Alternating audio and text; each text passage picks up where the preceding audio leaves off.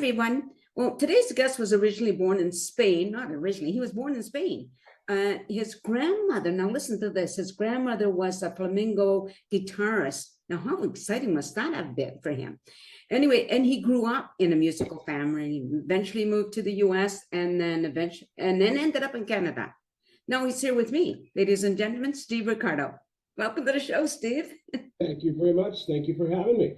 Oh, it's a pleasure. So, yeah, you were in a musical family, right? Yeah, well, my dad loved music. My mom liked music, but just my grandmother was the player, and everyone just, yeah, every weekend and every night was surrounded by music. Oh, very nice. You know, I can almost hear that her playing the guitar, you know, especially to that music, right? It's so distinctive. Absolutely, 100%. So now when you were what, 10 years old, your family moved to Chula Vista, California? Yeah, California. My dad had married before, and he had some property there, and he traveled the world. Hungarian, and he worked in Budapest. He worked in Germany, worked in Australia. So he traveled a lot in his younger days, and to get Right. into the business. So And that for you as a child going to all of these different places must have been exciting, or was it? it was, but it's hard to make friendships when you're always moving. Yeah. So over the course of that lifetime, I've lost a lot of connections and friends. Oh, I imagine. How many different schools did you go to? Do you remember? A lot, a lot. Now you got your first guitar when you're 10 years old? Yeah, about 10, 11, my mom wanted to, what do you want to do? Do you want to do hockey or do you want to play an instrument? And I watched hockey as a young kid, and I said, well, I don't want to get hurt. So I took an instrument that didn't fight back. So when you were 10, of the performers out there, like whether they're rock or country and western, whatever, who was it that you listened to? Well, I didn't have a choice. It's whatever my parents did. So they grew up around Mario Lanza, Pavarotti, a lot of opera, a lot of Spanish flamenco. My mom was huge into Barbara Streisand, Anna Muscuri, and ABBA. So, I mean, those particular things were really unique growing up in the early 80s. And it wasn't until, you kind of meet your neighbors, and we had some hippie neighbors who were into Van Halen and Kiss, and that kind of opened up my eye a little bit. And it wasn't until I was about 12, my grandmother bought me the first Twisted Sister album, where Dee Snider's holding that big chunk of meat, and she spoke no English. Right. So she was like, I bought the album because he looks like he needs food. So that's why I bought it. And that was my first taste of heavy metal, was Twisted Sister. Yeah, yeah, for sure. Just a quick question. Like today, who do you listen to today? What type do you listen to the same type of music you did when you were young, or has your taste changed along the time? It's changed, but I think the broad spectrum, I'm still open to everything. Like I'll listen to Gypsy Kings. My wife is huge into old school 60s and 70s. I DJ a lot of car shows, so I'm always playing, big band music from the 50s, the 60s, the 40s, swing. We always said we wish we kind of grew up in that era of the 40s and 50s because it was just so awesome. Right. So Yeah. my spectrum is pretty large. Very good. Cool. Now let's see. In the 80s, now your family is in Vancouver, right? Yeah, 84, 85, we decided to move up to North Vancouver, and then every year or two, we'd move to a different location. My dad would buy a house, fix it, and flip it. That was what he was into. So we moved a lot until we got settled into Mission area back in 85, 86. And that's where we could have landed. Are you nomadic now as an adult? I could travel no problem. I'm used to it. So it becomes unique to the character. You kind of find your own soundscapes of what you want to do in life, and you make up your own, a lot of imagination. So it's moving around a lot. You didn't have a lot of friends, so you lose friends. So you started being creative and doing things. Became the norm. I'm a vagabond wannabe.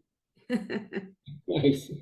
So now, okay, in your teens, you're fully engaged into Michael Jackson and Queen, right? Yeah. I was a huge Michael Jackson fan. Just the way the music was created. I mean, amazing, right? On how everything was written, how the beats were done.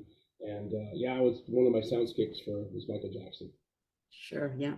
Metallica was another one of the people with the Kind of, bands you yeah. listened to.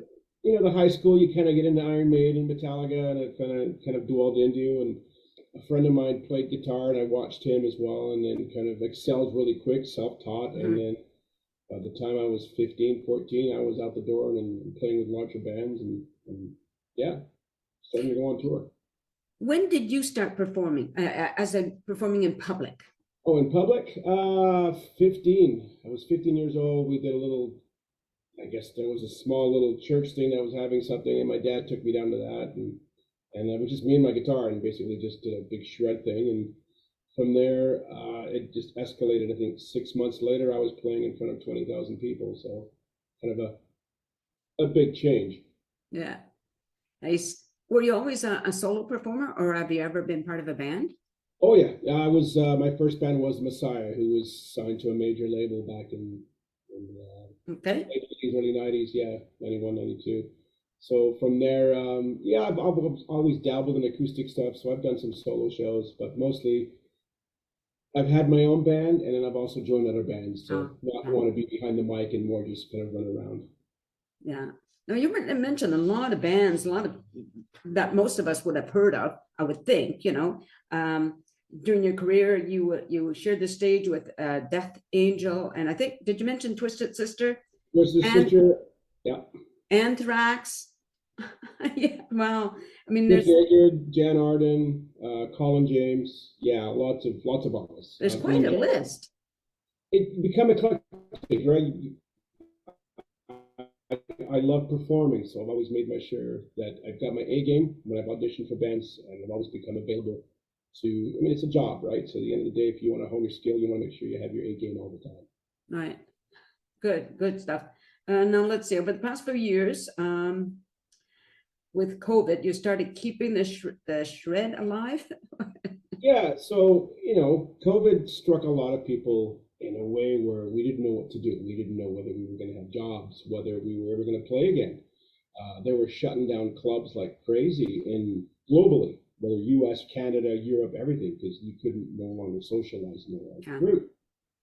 So trying to find my time with things to do, I ended up just creating that channel and that show where I would kind of promote bands that were busy. There were a lot of things you could do. You could record an album. You could, do online shows and stuff and still promote your band in a way. So I Yeah. took it from let's help everybody else out. So I would do little small news broadcasts, and then I'd pick a band that I'd find on YouTube, and I'd help promote them and get them out there. So it Right. became pretty successful. I ended up interviewing a lot of bands, a lot of individuals. And Dave Benedict from Default ended up interviewing them, and Crash Karma. So it just became this instant of page is growing, and I'm still growing with it. Something to do during COVID. You had to find something to do with your mind. Yeah. Right. Now, here's a curious thing that I found, like with talking to musicians, performers, is after COVID, like some of them were able to pick up and start off right away, start off again, while others really had to struggle to get out there for whatever reason, maybe it was where they're living. I'm not sure. Like nobody seems to understand why Well, that happens. here's the thing that I've done a lot of what do you call it, analytics, right? So analytics is like the wave heartbeat on how you promote yourself on the internet. And if you're constantly putting out threads on, say, Facebook, it's like a cash register, right? So the reel keeps rolling. So if Mm, you keep posting on a daily basis between, let's just pick 2 o'clock to 4 o'clock, right. your threads will be popping up because people are getting off work and they'll see it. And if you don't do that on a regular basis, you pick a band who maybe promotes once a month, your posts are going to fall to the side Yeah. because nobody sees what you're doing, nobody catches up with you, you're not posting anything, so they kind of forget you. And people have a short attention span. Yeah. Give them a week, they'll forget who you were. So you got to stay on top of it. So a lot of bands are like, well, how do we stay on top and how do we keep going? And that was the big thing of just keep posting a photo, posting a video, saying hello. The simplest things will keep your thread in that wavelength. And if it doesn't, you're forgotten. So bands who did that, Yeah. COVID ended, they were like, oh, people know who we are. Hey, we're playing a show next week. Great, let's show up. Yay. People who didn't do anything for 2 years are like, hey, we're doing something. Oh, you guys are still around? Oh, I thought you broke up. So that's what I've discovered over the 2 years.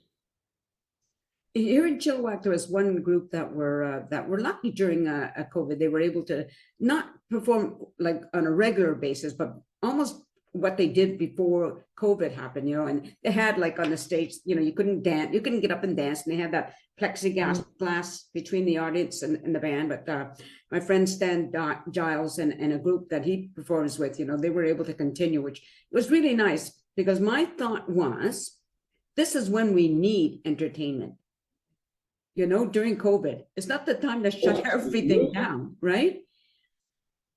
Because people are And I struggling. think that's why things like Go ahead. it's tough. TikTok, right, was a thing where people can perform live.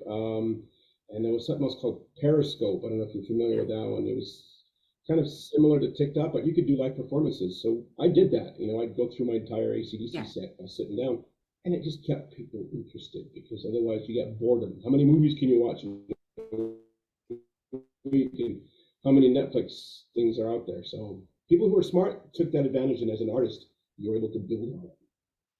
Yeah. No, I know you put several albums out, and you have and you're, let's see. Oh, and you have a new band. Sorry about that. And I'm asking if you were in a band.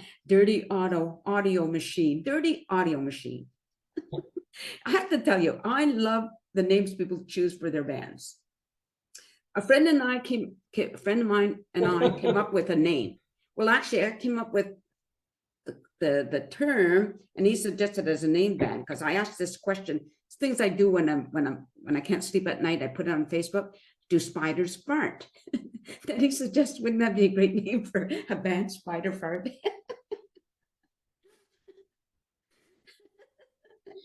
Creativity is in the mind. I mean, it's no different than monkey junk, right? And there's a lot of weird.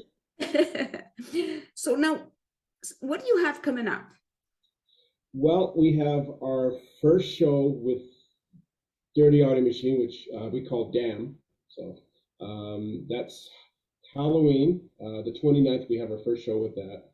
And then we are headed out to Cranbrook on November 4th we're opening up for the Dayglow abortions. Very good. If you ever get to Chilliwack, you're going to have to let me know. So we're I can. Really close. We're like half an hour away. So once things get rolling with some shows, Yeah. absolutely, 100%. Yeah. It would be nice to come out, meet the band in person, and get this, you know, maybe talk to all of you on camera. So that would be fun, you know? I don't get to do that very often, but so it would be a real treat for me anyway. Awesome. Right? Although I love Zoom, I have to say. I have social anxiety, so I love Zoom. It's unique. I've done a few interviews with Zoom. It's kind of cool. It brings the world closer together. Big time. Yeah. Now, is the band? Have you? I'm not sure if you mentioned this. Is the band working? Are you working on new songs? Who's the main writer? You are. I do all the guitar parts, and then our bass player Dustin. He is a little bit of an arranger, and then kind of flows with the lyrical. And then we give all the stuff as I write it. We send it over to our drummer, who puts his drum parts on it, and then our singer puts his melody and his vocals on. How many guitars do you own? Oh, wow. Okay. Uh-huh. Let's say in the 70. Yeah, just want to let you know, guitar is really my last name for real. Awesome. Yeah, and we were 12 kids, so we used to like to tell people we were a 12-string guitar. That's awesome.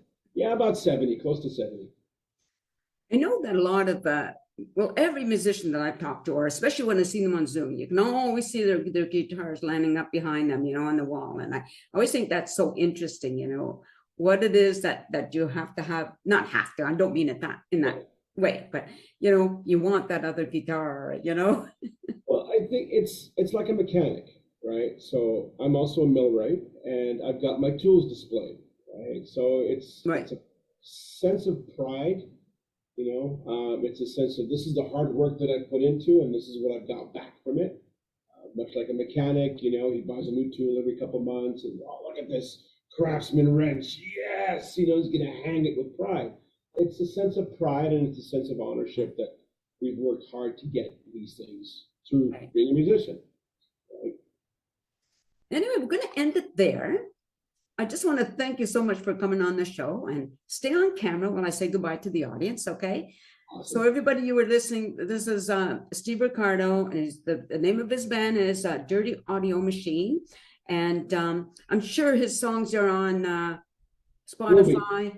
Will be soon. We are on YouTube, so you can go to YouTube and you can see all our rehearsals. We post those. Great, yeah. So thank you everybody for watching, and hopefully you'll subscribe. And I just want to remind everybody to be nice and peace out.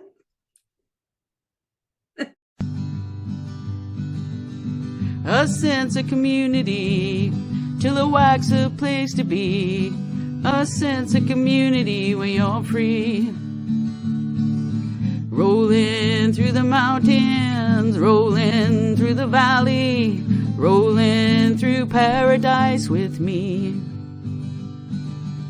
It's multicultural, you're sure to see it all.